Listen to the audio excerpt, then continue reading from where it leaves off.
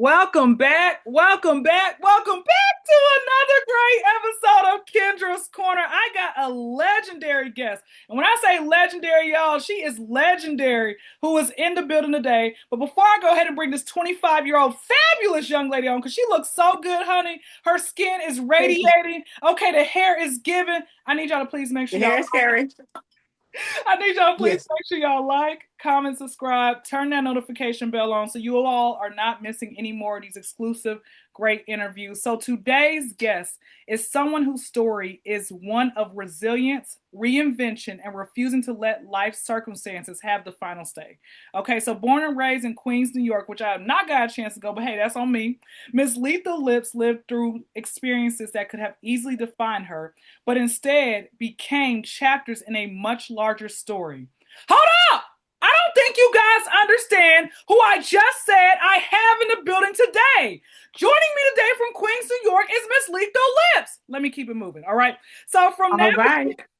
from navigating difficult seasons in her youth to spending time incarcerated, she faced obstacles that many people never see, yet Ooh. somehow Oh, you found did the your strength research. to keep moving forward. Baby, I do my research. Along the way, she's also discovered creative outlets through both music and environment, using her voice in more than one way than one. More than one way. Okay, tongue tied, but it's all good. We all good.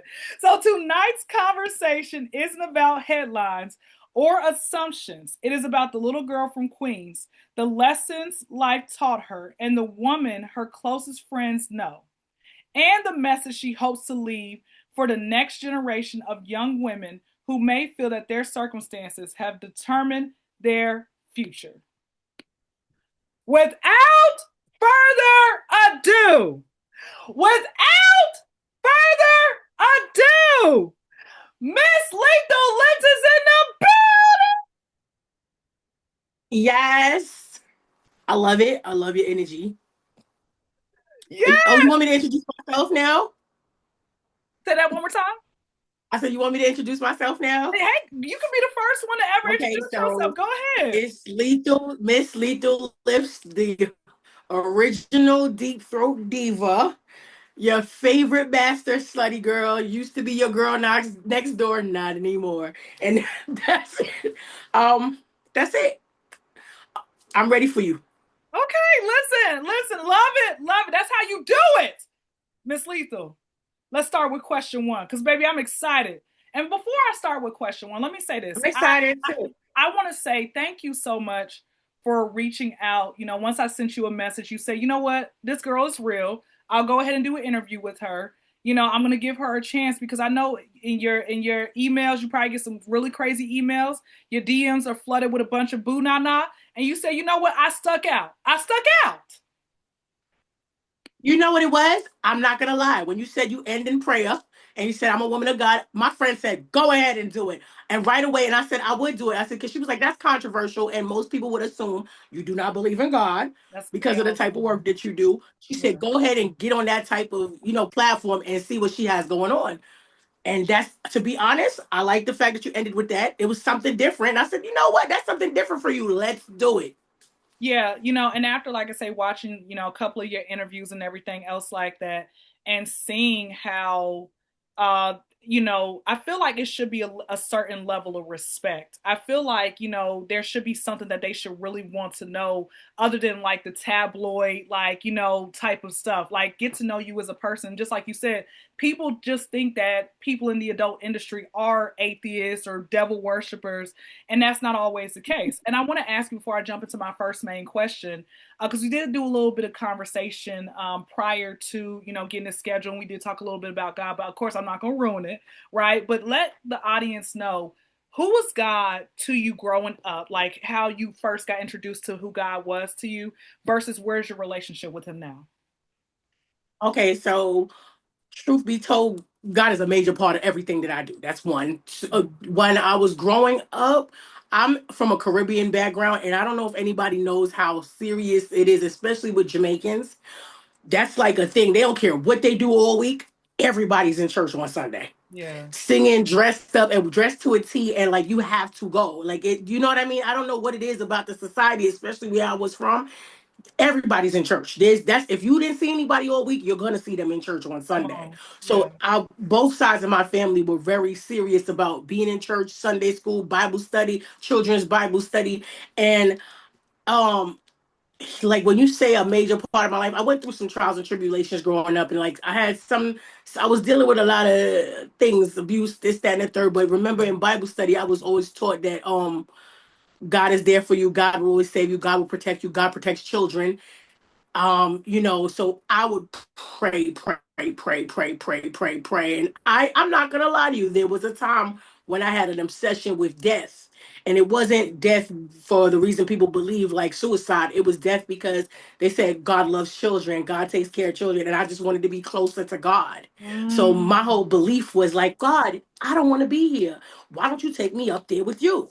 yeah. And so when you're going through a lot and you're told these things about this supreme being that really believes and loves you unconditionally, as a child, it's almost like Peter Pan. It's very believable. Yeah. It's like Chris Kringle. It's like you know what I mean, Santa Claus. You believe in this God. So I Yeah. believed wholeheartedly like God was damn near, even though I couldn't see him, just like all the other characters, he Yeah. was there. So I don't know what it is. Even in my new religion that I practice, they were like, her faith is so strong because Mm, that's all I had. And even children that I've like met and they've been through certain things like abuse and molestation, I'm like, do you know who God is? And I do introduce them. I don't introduce them to my religion per se or yeah. my spirituality per se. I believe that you should have a foundation Yeah. first. And I'm not saying that the Bible might be the right way because somebody here might be listening thinking Muslim might be the right way, but there should be a foundation in Hmm. something, in faith and belief and knowing that somebody is there for you, even when Yeah. all the physical beings around you aren't the best. Yeah.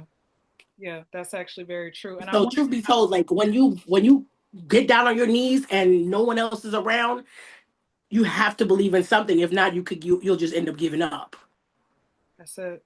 That's very true. And I want to ask you during those times where you mentioned that you had a lot of trials and tribulations, especially as a young child and going probably into teenagehood.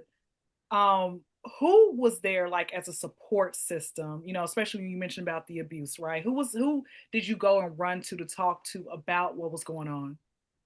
God, I'm not gonna lie to you. It was just God. It would just be prayer because some of the things that occurred were things that I didn't really know who to turn to space to say anything about.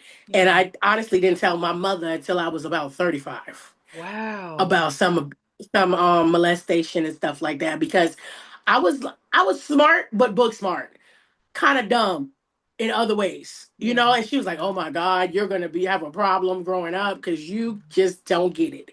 And I was like, she always just, how your parents always say, if anybody touches you, you let Come me and say know. something. Yeah. You let me know. So I was literally never said anything because the person never touched me. They would make me perform oral sex on them. Mm. So it was like it wasn't registering to me. Like there was like, does anybody touch you? Did anybody touch you? No, nobody touched me. You Mm. get what I'm saying at that time. So it was, and contrary to what many people may believe, it wasn't a male. It was a female. Wow. It was a Wow. female, and it was a female family member. So it made it even worse. Yeah, Yeah. Did you So ever? I didn't even know that it was wrong. To be honest, I Mhm. didn't know that it was actually wrong either until I got way older. The only thing that made me know that I did not like it was the scent. I got older and I remember that smell one time I was engaging in a sexual thing with another woman and a male. We were doing something, Mhm. and I smelt the smell and it brought back a memory and I upchucked, like almost vomited on her. Yeah. And it was the scent that I disliked so badly. It was a musk. And that was what I did not like. So it's not that I even knew that it was wrong until I got older. Got you, Older. Got you. One of the questions I wanted to ask you was, did you ever confront that female relative years later? And if you did, what was that conversation like? Okay, so I had to tell, like, I don't know. Okay, I come from a family, contrary to what everyone might believe, they're very, like, what we call stush in the Caribbean, or like very uppity. Okay. Okay. So when I tried to bring it to the table and tell one of my very older aunts that's like someone I would confide in, Mm-hmm. she was like, sometimes there are things and disgracing your family name and ba ba ba ba ba ba ba. And I was like, okay. Then when I told it was an older cousin, I told her sister Yeah. about it, and she was like, damn, Monique, that's my name. She was like, Monique, I'm so sorry to hear that, because something similar I remember happened to her as a child. Yeah. And I did not tell her to tell our aunt, which was my favorite aunt, which is her mother. And Yeah. apparently, she never spoke to me again. Never really spoke to me again. Like she used to invite me to her house for dinners and stuff. Never again. Even with knowing my lifestyle, like my family is so funny. They act like they don't know what I do, Mm-hmm. and I go along with it. Since Yeah. everyone acts like they don't know, I act like I don't. They're like, "How are the children? How's everything? How's life? How's everything going?" And that's how we keep it at dinner. But never spoke to me again. And I came to find out that I was the disgrace. I was disgracing the family name by that. And then I got a message one day on one of my phone on my phone saying, "Hi, I've been hearing some rumors that you've been saying about me, and that you said that I did this, that, and the Rumors. third." And the funny thing about it is that I didn't understand. She would every Christmas dinner, every Thanksgiving dinner, every holiday, like she would come in my face. And in my mind, I used to say to myself, does she know that I know? Like, does she know that I remember? Because I was 4 or 5, from 4 or 5, 6. And it was just like she would push herself on me all the time, not in touching, but like to be friendly and befriend me and Yeah. and always come to me. And she came to my daughter's like christening, and I'm just like, why is she here? And she just kept like, you know what I mean? Like, I don't know what it is. Maybe that's a psychological thing, Yeah. but she just kept coming around and putting herself in my face. So I don't know. I don't know, but from someone else had to like break it down to me. They said sometimes the abuser does like and they get off on still being around the person who they abuse. Yeah. Like, you know what I mean? Like, Yeah. for example, like you, because I think about it like this: people who work in nursing homes and don't like old people. Like, what are you Yeah. doing there? Yeah. Yeah. Or you abuse children, like, you know what I mean? They tend to be around these type of people. So that's what they do. I don't know. So I just felt like I was better off not saying anything, because it didn't do much. What I was looking for years later, not necessarily sympathy. I just wanted to confront her. I just wanted to say something and be like, listen, I know, and this is what you did. Because what happens is, let me bring it back a little bit. She has like a hole in her heart, so everyone always tends to like give her like sympathy in the family. And I know that they shun me to some degree, Yeah. obviously, Yeah. right? Because of what I do. And I'm like, you don't even realize that was the catalyst in a lot of things, because you get over sexualized as a young child, Yeah.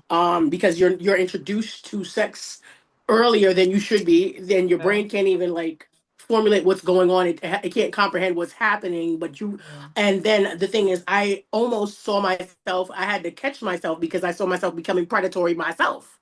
The only Mm. good thing that happened is I never did anything to anybody that was younger than me. I Yeah. never did anything to anyone without their consent. But I Yeah. saw you get me. I see You how know, it can I know, I happen to people understand. becoming predatory, because you like I people that came to my house, females, other female children and stuff, we were the same age, and I'm like, hey, you ever blah, blah, blah, blah, blah, blah, blah. And I would talk them into certain things, and I'm like, yo, thank God I never went to anybody that was younger than me. But do you get what I'm saying to you? It's crazy. No, and It can be, and you have to check yourself. and Miss Lethal, and what you're saying is true. And for the ones who like the audience listening out, I want you guys to understand what she's saying and place yourself in her shoes. And I'm very much appreciative of you keeping it all the way real, because again, you have to understand. Again, you're 4 or 5 years old, right? And so you're also mentioning, hey, this is what happened. I'm over sexualized. Like, people don't understand what happens when you end up, molesting someone, all of that. Even when you have people who, like, I've heard of children being introduced to porn at like 4 or 5 years old, and how it, messed up their lives, at a young age. And I'm like, you guys, like, why are y'all sitting here? It's a child. Why would you do that, right? And with you being a mother, and I want to say first off, happy Mother's Day to you. Okay, I believe we don't have to Thank wait. you. We ain't got to wait that one day out the year to give you your gratitude. We can celebrate Thank you you. all year round. What is something that motherhood has taught you that you didn't know that you needed until you became a mother? Well, what has it taught me? Truth be told, what she gave me, I can't even say what she taught me. What she gave me was that unconditional love. Come And on. I knew the type of how my mother used to reprimand me. I knew I was not good. I didn't want to do that with my child. I said I want to be understanding. I want to hear her. I want her to voice her opinion. I want her to tell me how she feels. I said there's better ways to punish a child. There's different things that I can do. And to this day, she's very well spoken. She's outspoken. She speaks her opinion. And I'm not gonna lie to you. Like I told my daughter, I was like, she's 12, and she's like, I saved your life. And because I told her, I said, you saved my life. Yeah. You did.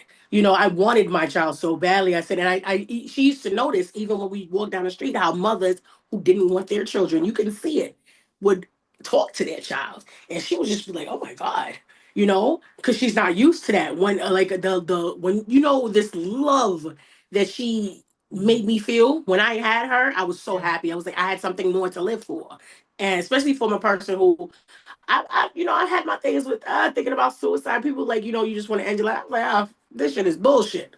That there are times when I still be like, this is bullshit. Like, why are we here? And Yeah. I even used to, I've like, even with every religion or I've always asked every single person, whether it be Ifa, which I practice now, or even Muslim people, or even a Catholic or a Christian, what do you feel about suicide? Hmm. And how do they feel about suicide? And I used to ask all the Yeah. time because I'm like, I felt like this was hell, Yeah. and if it wasn't for my children, I would have been left Yeah. this place. I'm being honest. And it's not because I'm sad or anything. I'm just like, this is a lot to deal with daily. And I was like, I know that the dead don't have to deal with the shit that we deal with on a daily basis. Yeah. They don't. Their soul is back with the Lord. But I thank want God I did speak to my practitioner, like my priest, and they said, you know what, that's a part of the journey. to. Hmm. It is a part of the journey. It is like that's what you're going through, your growth. So I'm like, okay, all right. And the funny thing about it is people like would never know if unless I say something because they're like, you seem no matter what's going on with you, you seem so upbeat. You're not a Debbie Downer. You're such a happy person. You're always Yeah. bringing people up and looking for the positive. I would never think that you thought that way. Yeah. Yeah, yeah. See, that's what I say. You look, we don't really know what you go through or going through, or whatever. You're not wearing it on, on your sleeves. You're not, your whole face. You're literally like, I'm gonna still get up. I'm gonna make sure I look good. I'm not gonna sit here and want to have a pity party for myself, baby, because I'm all that and some. I am her, right? And I want to ask you because you Hey, said again. oh, I was gonna say something. It's so funny you said that because I told people before, like even depression is a luxury. Feeling sorry for yourself is a luxury that some people can't afford. When you have children, you have to get up off your ass Mm-hmm. and do what you have to do regardless. And even being depressed, like there are times where I say to myself, you can only afford to be depressed for this 24 hours, and you better get it out. Come on. Cry, purge, pray, talk to God, and get back up and figure it out. Yeah, that's true. Go ahead. What you're saying now? No, no, you good. You good. That's why I said there are times where I'm really down and God gives me that 24 hours to finally, okay, he's like, all right, Kyndra, you're done. Go, go, stop. We ain't doing 2 days. Cause what? Cause again, one thing I've learned, Miss Lethal, time is something that you cannot get back. And I have spent Yes. time being depressed, allowing the enemy to have a field day with me. When I'm like, what am I doing? There's no money. I'm like depression. You can't get no money like that. I'm sitting here crying, boo hoo. That's see, I told you it's a luxury that, and you know what's funny? People that have the luxury of being able to be depressed and can sit around like that, you know what? They usually have a lot of people that carry them. They usually have a great support They system. do.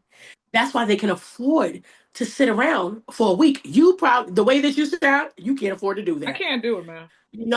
And especially when you're the rock in your family or you're the rock around certain people that are around you, Yeah. you can't afford to do that. You have to get up and be like, you know what, cry. And that's a lesson that I learned. Some people don't want to cry. Sometimes you got to purge it out, cry as hard as you can, and be like, all right, now what we gonna do?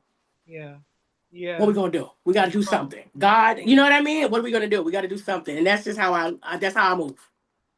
So one of the things I wanted to ask you as we, because I haven't even made it to the first main question. We're just sitting here having a nice unconventional conversation. But you know what? These are the best type of conversations when you're just vibing, like it's like, it's beauty shop talk or whatever. So one of the questions I want to ask you, because you mentioned children, right?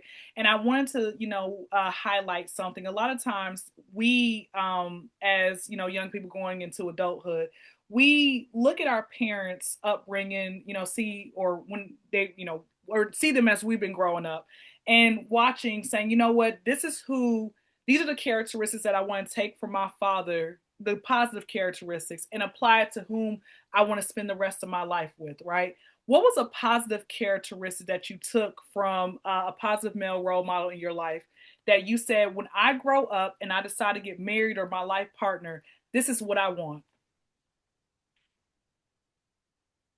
I'm not gonna lie. I'm glad you worded it the way you worded it for certain people, but I'm not gonna hold you. My father just passed in 2023, but my My father was an condolences. active person in my life. Yeah. I love my father. I am a daddy's girl, and he was the best to me. There were certain circumstances that between my parents that caused me not to be with him as much as I could be because joint custody, this, that, every other weekend, this and that. But when I tell you, growing up, he was a lot harder on me. When I got older, he became my friend. Yeah. And he even told me, he was like, listen, I heard they told me, and I said to them, I couldn't care if she was a murderer. That's my daughter, and I love her, and she's the only one who loves me. And he basically was explaining to me, you did everything you could by yourself. I have to respect you. Yeah. Initially, it was, but growing up, my father was like, if I see her wearing red lipstick, red nail polish, spandex, she's a whore. Everybody was a whore for my father. And I was like, oh god damn, daddy. you know?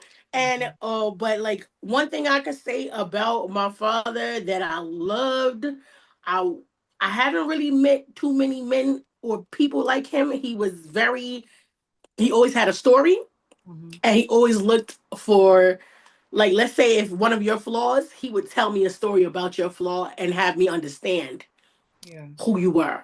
Yeah. Like, you get, I don't know how to I do. explain that to you. Like, there was one time he was telling me about my mother, and he was like, great story. Hopefully this helps somebody in their life. He's like, imagine you have three children and they're sitting home with their mother, and the mother says, when your father comes home, y'all gotta leave the room. Mhm. So daddy comes home, one skedaddles, Yeah. the other two sit there. The mother says again, didn't I tell you when your father comes home, you guys need to go to your room? And one goes, the last one sits there. And the father goes, did your mother tell you, get the hell out the room? And he said, you see that? That is your mother. Your mother is a product of that. She believes that the only way to make people move is through aggression. So he's like, Mhm. you have to excuse her sometimes. Mm. Do you feel like he always found a way, an angle, a conversation? He would logically break things down for me, and but he was tough on me. I'm not gonna lie. Everything was, why didn't you just get the 100? If you got 96%, you might as well get the 100 because that Good. means there's no way you know 96% of this work and you don't know the rest. Yeah. That was my dad. Come But on, like he was Daddy. wonderful. I'm not gonna lie. One thing he taught me was a man is a provider. He was just there. He was just, I don't even know how to describe him in a different way. He's a good man. My brother is not the same father. He would buy me a bike. He would buy him a bike because his Come father on. wasn't present. Come on. Like I don't know. So like you know how some men, and like I'm not gonna lie, except for the last relationship I had, I've always had great men in my life. And I feel like I don't have daddy issues. Good. So I don't have a hatred for men. And then my mother was always a wife.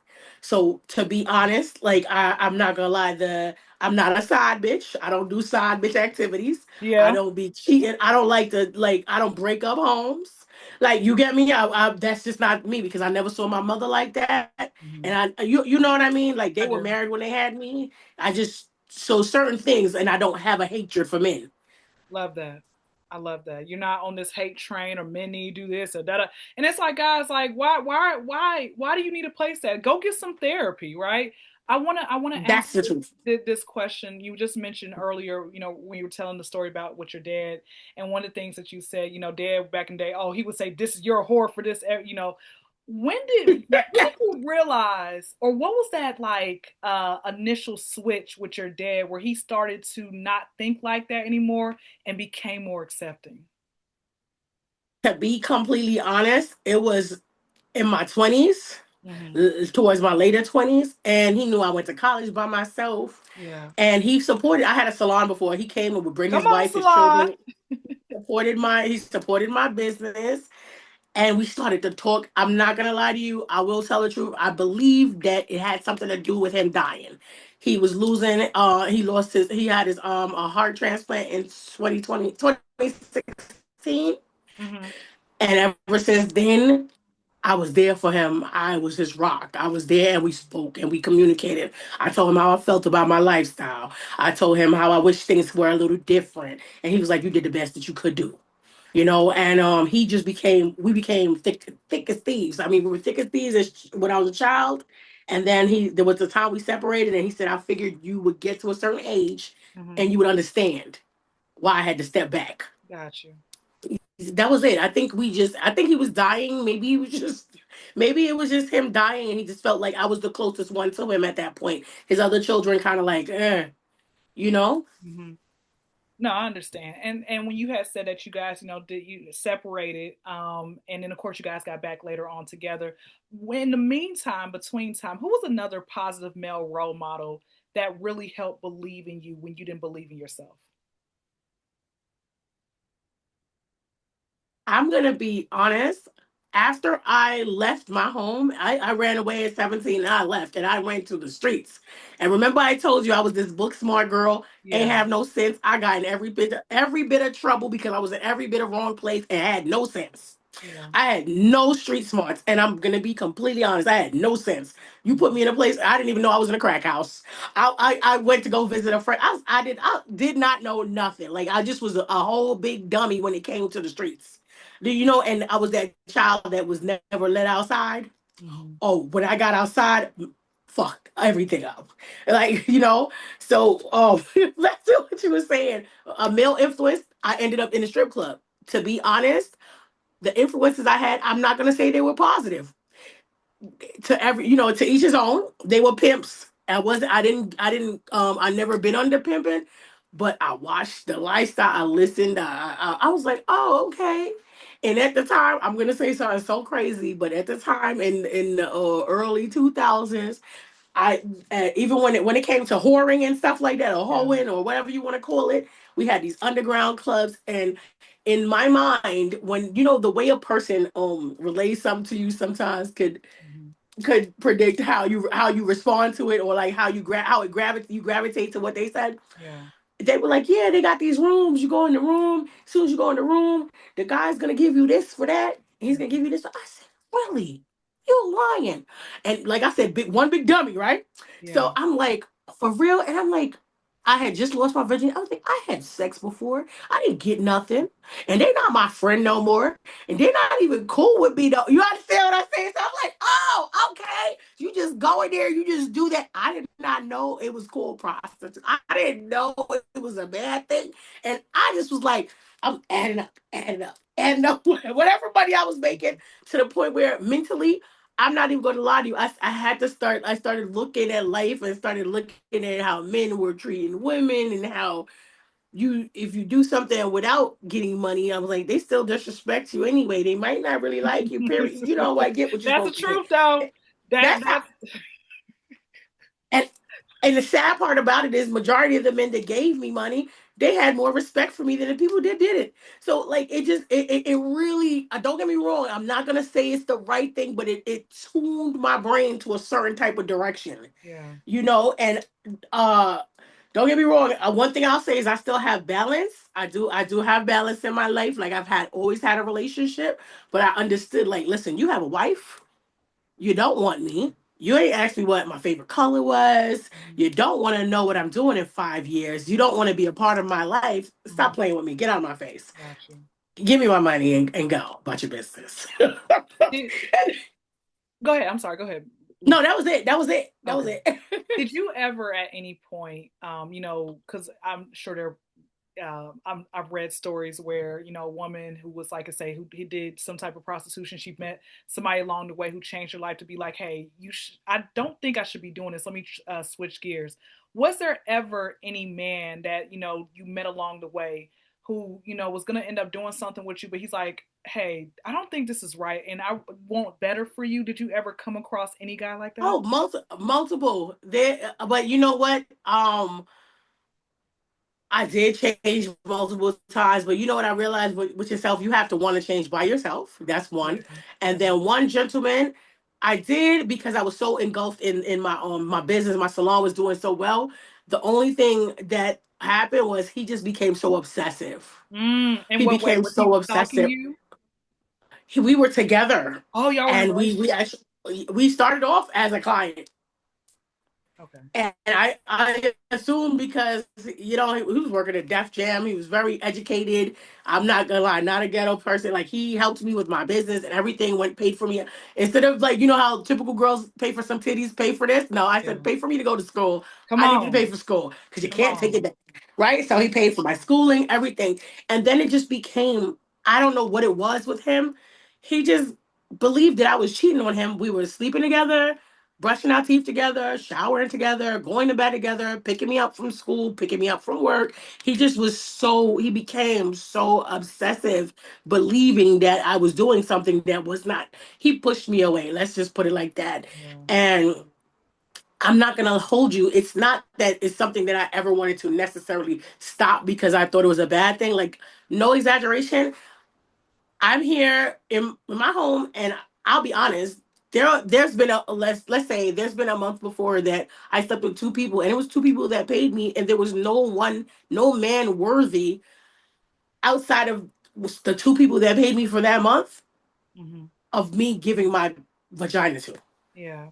me actually having sex with. Like no one intrigued me enough mentally. No one take me on a date. No one. It wasn't there for me. Yeah. Do you get what I'm trying to say to you? Like, Yeah. to be honest, you'll end up being a lot of women aren't necessarily celibate because they choose to be. There may not be anything that they find interesting. Yeah. It's true. It's You very don't true. feel like anyone is necessarily worthy of it. That's very true. I have one other question before I go to. I'm gonna hit one of our main questions as a bonus Yes. question, and then you know what, Okay. you are so interesting, baby. I got to bring you back because I know we're only scratching of like a little smidget of Yeah, the we are. But surface. you know what's funny? You're scratching the surface, but you still got deep within those questions. Yeah, no, of course, and that's the thing about my podcast. Like as I've been interviewing, I've interviewed so many different adult film stars, and they always say, "Kyndra, thank you for actually asking us questions that matter because we are regular people, right?" And that's the whole point of my podcast. Of course, with a little razzle dazzle prayer at the end. But despite all that being said, I like to know you as the individual. A lot of folks ain't gonna know unless they a good friend of yours that hey, you had a salon, right? No one's gonna know you had to deal with molestation. No one's gonna know. Like you said, when I was 17, baby, I was out there, and I emancipated my own self out.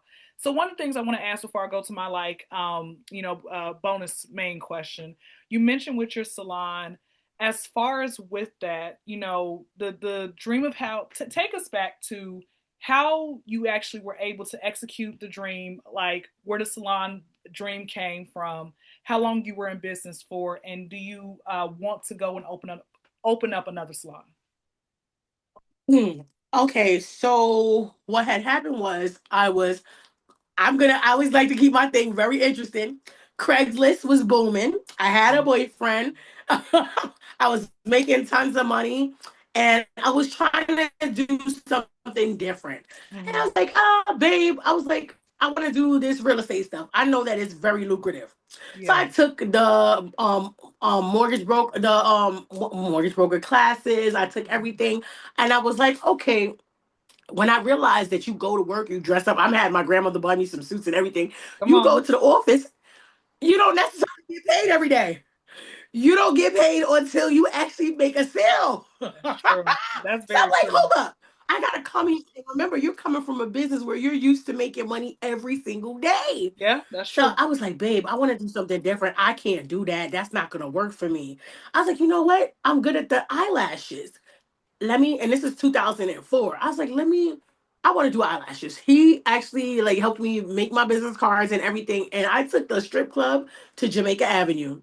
The Okay. idea of the meaning, like my nails were always like this. I was inspired by Jackie Jordan Kersey and Spontaneous Ecstasy. They always had these long nails.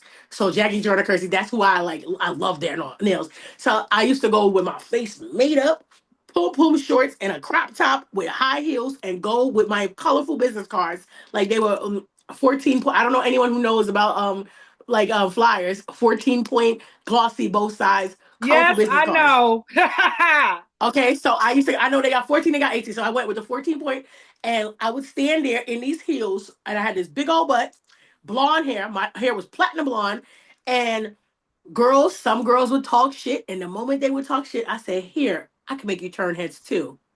And they said, "What? What you mean? What do you do?" I said, "Listen, I can make you turn heads too." And they were like, "You do nails? You do this?" "No, let me do your lashes. It gives you this look." So I would, even the lady who rented me my booth was like, "What the hell is eyelashes?" "I don't know. But you know what? Whatever. I'll give you the booth." So she gave me the booth. My booth was booming. Women loved the way they looked with these lashes. And this is 2004. Yeah, That was not the thing. I yeah. had people flying in, like the stewardesses. Everyone was coming. They were like, "Oh, look for the girl with the blonde hair and the big butt." So it was the image. People would stop me for my nails. I would give them a card. I would go. Everybody that left, I gave them 3 cards. Everybody that I went to the club, I would throw my cards down in the bathroom. So it was just that it boomed so fast. I started to get assistance. Then Mhm. I ended up renting half of someone's salon.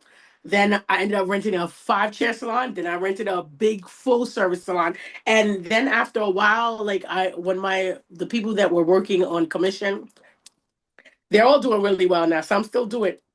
Some one died. God bless the dead. Um, they were like when they got on off of commission and started booth rental, they were like children. They did not understand you still got to come to work on time. Yeah. You still have to be like, you know what I mean? They weren't living up to the standards of the business that I had previously. So Mhm. I would go out of town. The customers would tell on them like they were kids. They were like, "Oh my God, while you were gone, this is what they did." Blah, blah, blah, blah. And so, you know what? I started to think one thing I never really expressed to people is my level of education or like how educated I am. Or I don't really have any desire to like express that, to be honest. But in all reality, I said to myself, I said, I'm not doing any manual labor for the rest of my life. I'm going to use my brain. Yeah. And I thought about it. I said, you know what, the respect that you get, I love my job because I love women to feel good. Like the feeling that women used to have when they got out of my chair, no matter what I did to them, whether it was their eyebrows, their eyelashes, their makeup, their hair, they felt amazing. And I love that feeling. Like I love the transform. I love to transform someone. I love the way that they look. You come in and you could be anybody you want to be at any given moment. Like to be honest, like any woman, I don't care what she looks like, beautiful, this, that, and the third can look like somebody different in 2.2 seconds. You Come put the on. lashes low, you put the lashes high, you put thick lashes, you put thin lashes, you put anything, color hair. You understand? I love that feeling. So I loved that.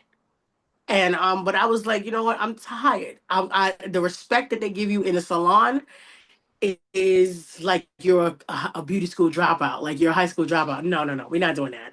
So what I did was I said, I don't, and then I now had my child. I said to myself, after bringing my child to the salon day in, day in, day out, I said, I don't want a salon baby. I had way more time as a mother with my child being in the entertainment industry. Like you see how we doing this interview, this is Sunday. I might have something to do later on. So I get to spend all day with my child. Yeah. I'll do my interview with Kyndra.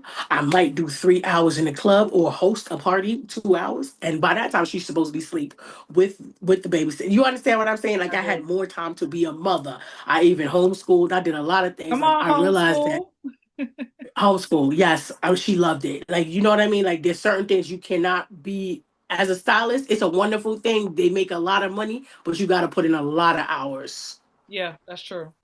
Is that I'm gonna say this before I go to my bonus question. I used to work at Yes. LA Fitness, and I was just a front desk person. But looking at the sales team and how they were only, getting commission, and they said, one of the I remember a former coworker said, in order to be like the person who is the top dog, sales, you got to sit here and slave yourself. You don't really have a life. And it's like, that's not even fun at the end of the day, like at all. No, it's not. It's not. Don't get me wrong. Initially, yes, when you're young and you're doing it, it's great because you're grinding. You're grinding and you're grinding for a reason and you see it happening. But then you have to, when you have a child, you're like, I can't do that. No, you can't. You can't. You can't. All right, let me go ahead and hit the bonus question. And then we got our last couple Okay, of let's see what's the segments. So, if this interview somehow reached one young woman growing up in Queens who feels like life has already counted her out, what would you want her to know about surviving long enough to discover who she really is?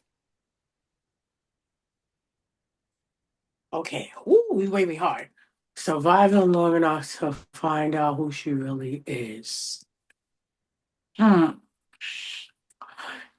Telling somebody don't give up is like, that's so cliche, but surviving long enough to know who she really is. I got it. Okay. Okay. I would suggest that every and any female, male, anybody read the book, the Four Agreements. Agreements. I know about the four agreements. Yeah.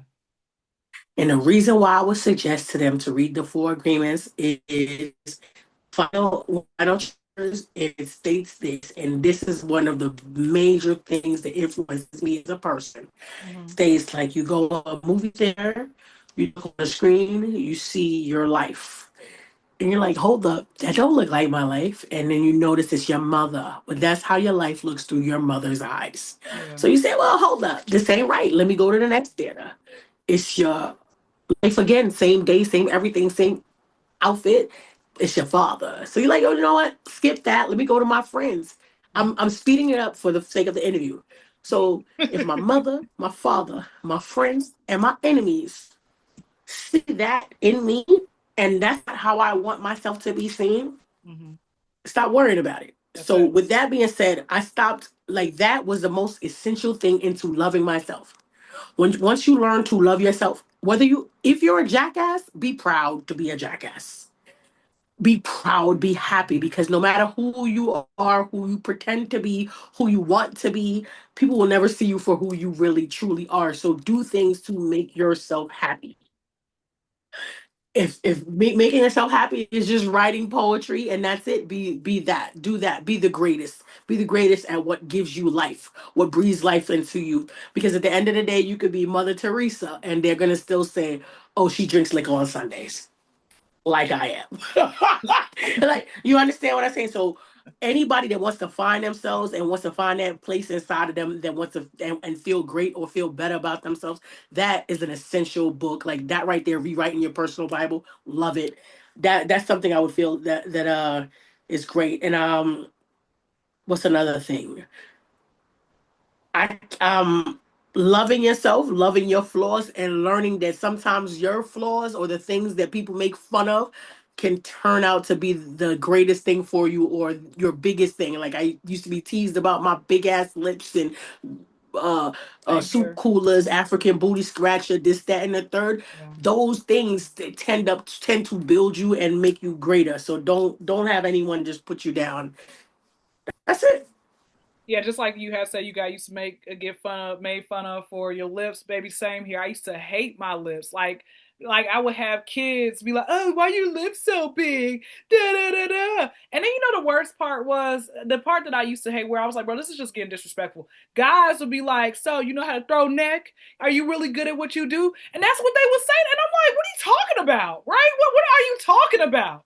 But anyway, neither here nor there. I'm not gonna reminisce on those ignorant individuals. All right, so as we're coming to it, as we are coming But to it's so an funny. end, So you read that book too? what the four agreements? Yes, by Oh Don yeah, yeah, Miguel most Ruiz. definitely, most definitely. Okay. I read the book. I got it handed to me in 2012, and Oh, so you I remember remember? Yes. I don't even have it no more, but I used to read it front to back because it really was very Yes. helpful at that time. So yeah, I definitely am hip. When you say, I was like, oh shoot, you definitely know about the four agreements. So yeah, I definitely was very hip to that. Yeah, it helps a lot. Even with raising children, it teaches you so much about how you talk to your children and what's important. So, what's your question? What's your next All question? right. So as we're wrapping up towards the end of the podcast, one of the end of the segments is I always allow my guests the opportunity to please have any final words you would love to leave with the audience, even though you just did something really said something very profound in the previous question, but also anything extra that you would like to leave with them. Shout out your socials, your Cash App, PayPal, Zelle, Venmo. Did you do your cool down question yet? No, not yet. We're gonna get now come at the Oh, very okay. so Okay. yeah, so Okay. just your final words and everything else. Go ahead and let us know where we can find you online, your website, all that good stuff. Okay. I'm always getting in trouble on Instagram, but right now it's um lethal lips dot the legend, but lips is always with two P's. So LETHALLIPPS dot the legend, and it's verified, so look for the one with the blue check, or check out my hashtag lethal lips. So anytime I lose my page, just look for the hashtag. It's lethal lips triple X on Twitter.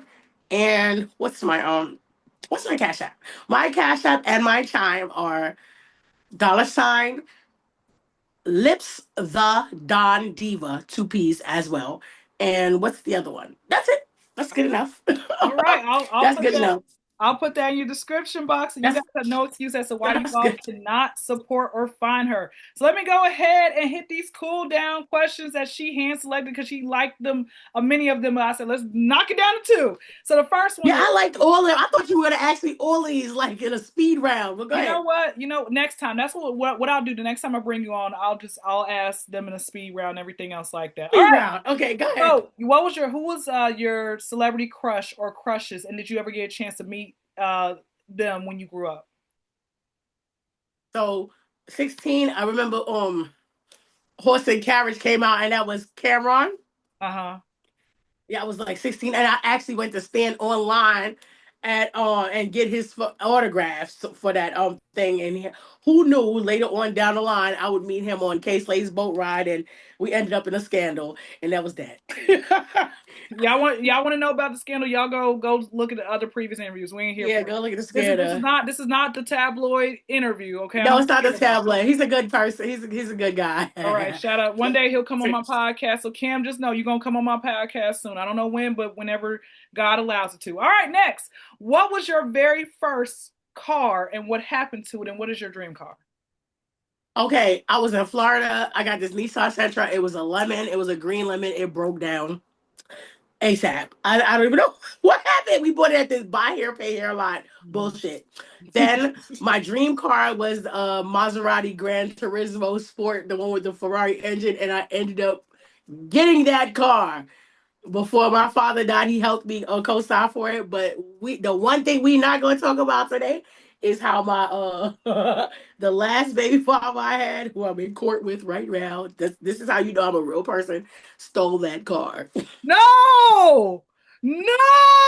Okay, we're not going to talk about. We'll have a conversation about that off air. Let me go ahead. Yeah. I'm gonna end this out in a very short But prayer. it was a beautiful car. It's a beautiful car because like out of Maserati, like if you're a car person, that's the only car in the fleet that actually is Yeah. worth something because everything else is by Chrysler and it had the Ferrari engine. Mm. Yeah, so and it was all custom. That's it. So I love that car, but you know what? I don't know what I want now. Now I love sports cars. Like my dad used to bring me to the Jacob Jarvis Center car show. Okay. So I'm into sports cars and I'm not into other niggas' cars or other people's cars. Like it has to be mine, Yeah. you know? And that was it. Yeah. So yeah, we can There, talk. there it is. Well, let me go ahead and end this out in a very short prayer, and then that'll be the end of our episode. So, Heavenly Father, I want to say thank you for today. Thank you so much, God, for all that you've done for us, for just being our friend, being there for us when we don't deserve it. You are such of a sovereign Father. We thank you for your grace and your mercy above all else. If I had 10,000 tongues, I would not be able to say thank you enough. I thank you for my guest, Miss Letha, who has such of a beautiful spirit. I told her this the other day about us being your image bearer, God. And I thank you so much that she is your image bearer. She was not made in the image of any past drama. She was not made in the image of any past trauma. She comes from the King of Kings and the Lord of Lords. So she walks like the queen she is, talks like the queen that she is. She's a Proverbs 31 woman. And I thank you for all that you've done for her, even when she's dealt with tragedies in her life. I thank you, Father God, that her heart was never hardened and that she was able to finally forgive the people who have hurt her, because forgiveness is one of those things that is hard and it's a lifelong journey. But I'm so glad that you were able to help her push through, help her to be able to get the help that she needs, help her to be able to share her story, which I know it took a while to be able to get to this place, be able to share her story where it can be able to help other people out there in life.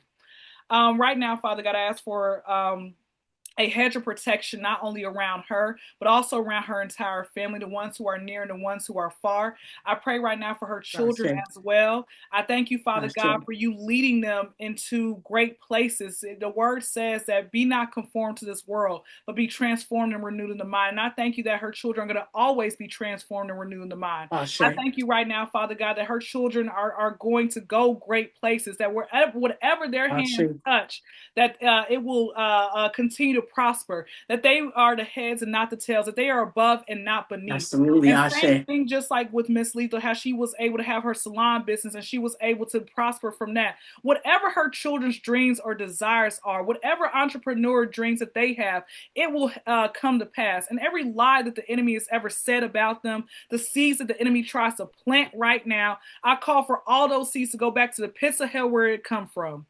As I come to an end with this, thank you, Holy Spirit. I want to say this.